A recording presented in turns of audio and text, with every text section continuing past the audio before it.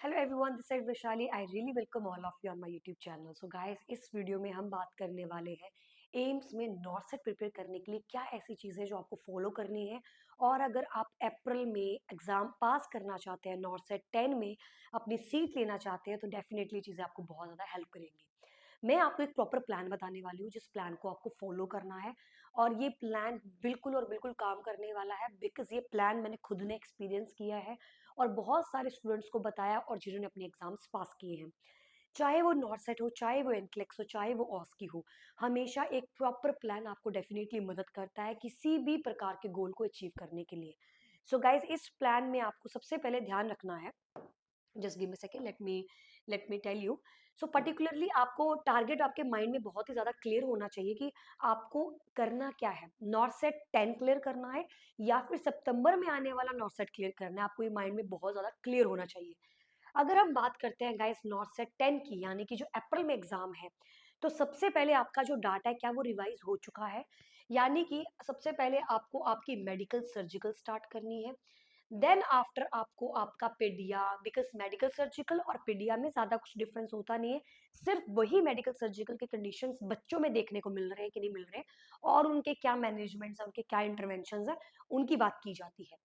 Then after third number पे आपको gynae पकड़नी है, बिकॉज ये थोड़े से मेजर सब्जेक्ट्स आ जाते हैं हमारे। कई बार एग्जाम पूरा मेडिकल सर्जिकल बेस्ड होगा, या फिर पूरी गायनी देखने को मिल रही होगी, या फिर पीडिया देखने को मिल रहा होगा। इसीलिए सबसे पहले आपको आपकी मेडिकल सर्जिकल खत्म करनी है, जो सबसे वास्ट है। देन आफ्टर आपको पीडिया पकड़नी है। फिर आपको आपकी ओबीजी कंप्लीट करनी है। ओबीजी कंप्लीट करने के बाद आपको अपनी साइकेट्री लेनी है। अब हमारे यहाँ पे जो मेजर सब्जेक्ट्स हैं वो कहीं ना कहीं कंप्लीट होते हुए आपको दिखेंगे। एंड देन आफ्टर आपको क्या करना है, कम्युनिटी हेल्थ नर्सिंग लेना है। ये भी आपका पांचवा मेजर सब्जेक्ट है। और इसके बाद आपको फंडामेंटल ऑफ नर्सिंग लेनी है। देन आफ्टर आपको आपका एक्स्ट्रा डाटा जो है वो परफॉर्म करना है। अब मैं आपको बताने वाली हूँ कि इनका मेन शेड्यूल कैसे रहेगा और क्या टारगेट आपको करने हैं। So guys, let me tell you. सबसे पहले मैं बात करती हूँ मेडिकल सर्जिकल की। मेडिकल सर्जिकल में जो सबसे डिफिकल्ट चैप्टर है, जो कि ज्यादातर बच्चों को लगता है, दैट इज कार्डियो। आपको सबसे पहले कार्डियोलॉजी कंप्लीट करनी है। आपको उसकी थ्योरी पढ़नी है, अच्छे से थ्योरी को रिवाइज करना है, सारे टॉपिक्स को पढ़ना है। और ये तब तक रिवीजन मोड में रहेगा चैप्टर जब तक आपके टिप्स पे इन चैप्टर के अंदर के टॉपिक्स नहीं हो जाते। यानी कि अगर आपको सिर्फ अभी इतना पता है मायोकार्डियल इंफार्क्शन, और आपको पता है कि वी हैव सम अरिथमियास, लेकिन आपको उसके अंदर की क्लैरिटी नहीं है, सिर्फ आपको नाम पता है, तो आपको ये तब तक चैप्टर पढ़ते ही रहना है जब तक आपके माइंड में इन टॉपिक्स को लेके इतनी क्लैरिटी नहीं हो जाती कि आप बहुत ज्यादा इजीली उनको याद कर पा रहे हैं। जो चैप्टर आपको कार्डियक जो चैप्टर है, अगर वो आपको लगभग 15 दिन लग रहे हैं, तो ऐसा टाइम आ जाना चाहिए, रिवीजन बार बार करनी है आपको उस चैप्टर की, कि आप 15 दिन की जगह सिर्फ और सिर्फ 1 डेढ़ दिन में आप अपना कार्डियो पूरा रिवाइज कर रहे हैं। अब उसके बाद आपको अगले चैप्टर पे मूव ऑन करना है। और वो नेक्स्ट चैप्टर, फॉर एग्जांपल आप गैस्ट्रो ले रहे हो, या रेस्पिरेटरी ले रहे हो, या रेनल ले रहे हो, सेम थ्योरी आपको हर एक चैप्टर में फॉलो करनी है। ओके। अगर गाइस आप कोचिंग कहीं से ले रहे हैं, तब आपको थोड़ा सा स्पीड में चलना पड़ता है। अगर आप सेल्फ स्टडी कर रहे हो तो कोई प्रॉब्लम नहीं है, आप एक महीना एक चैप्टर को ले लो, दूसरा महीना दूसरे चैप्टर को ले लो। आपका जो तैयारी वो धीरे धीरे होगी, लेकिन होएगी।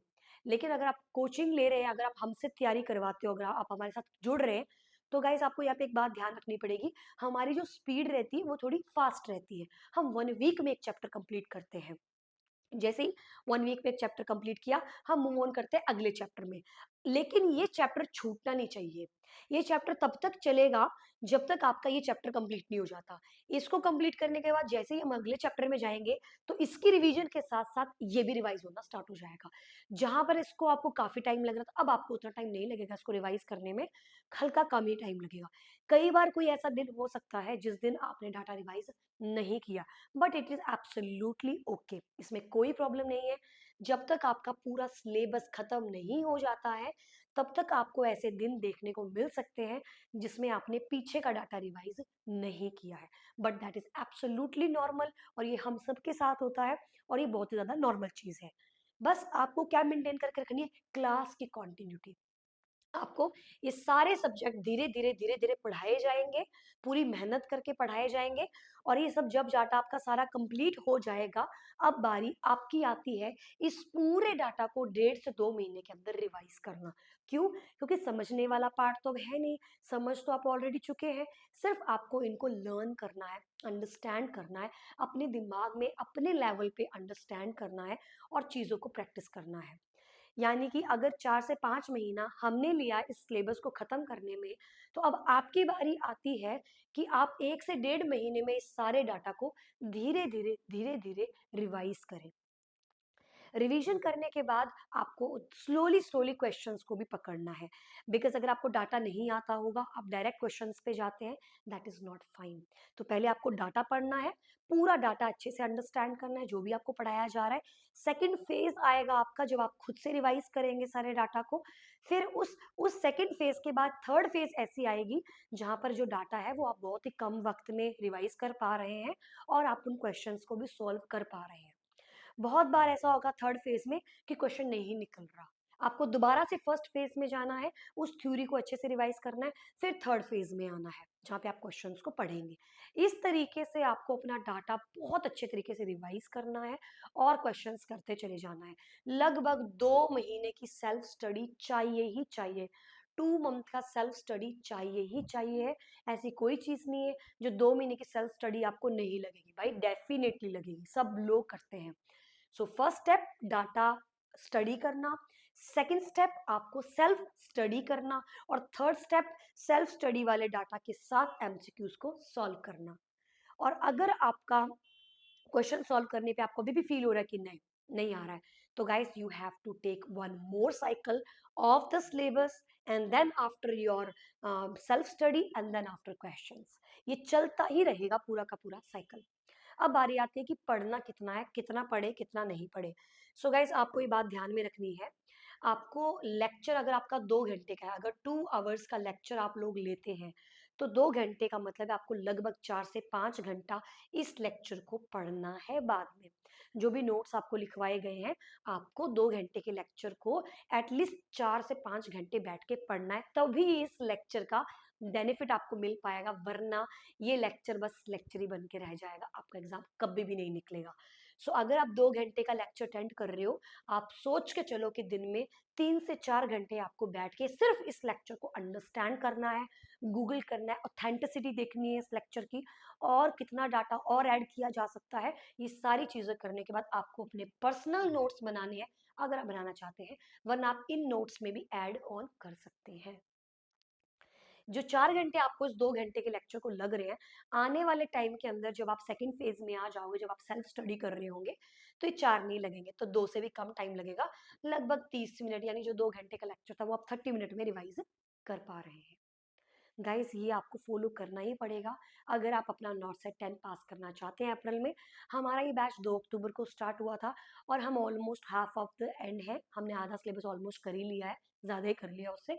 हमारी पूरी कोशिश रहेगी कि इस सिलेबस को हम फरवरी तक ख़त्म करें, ताकि मार्च तक बच्चा रिवाइज कर सके और क्वेश्चन सॉल्व कर सके।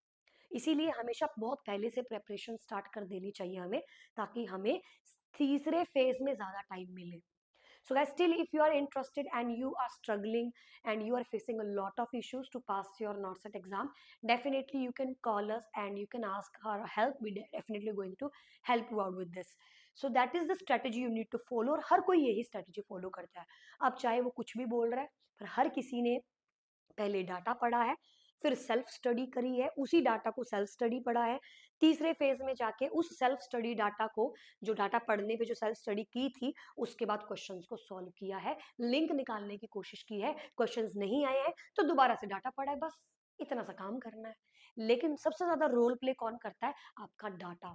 जो आप डाटा पढ़ रहे हो किस हद तक समझ में आपको आया है, इससे काफी इंपॉर्टेंट जो है वो सेल्फ स्टडी में मदद होती है। अगर आपने कोचिंग ली, वैसे आज के टाइम पे तो सब कोचिंग सेंटर्स अच्छे ही हैं, सब लोग अपनी तरफ से पूरी मेहनत करते हैं ताकि उन्हें रिजल्ट्स मिले।